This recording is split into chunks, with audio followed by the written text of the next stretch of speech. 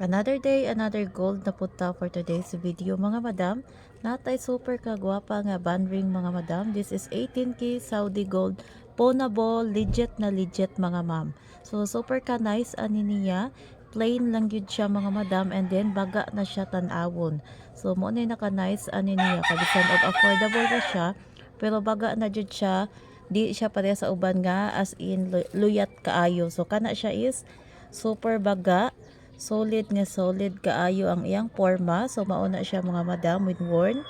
So nice kaayo siya mga madam. So sa gusto mo order ani, i-order na ninyo mga madam.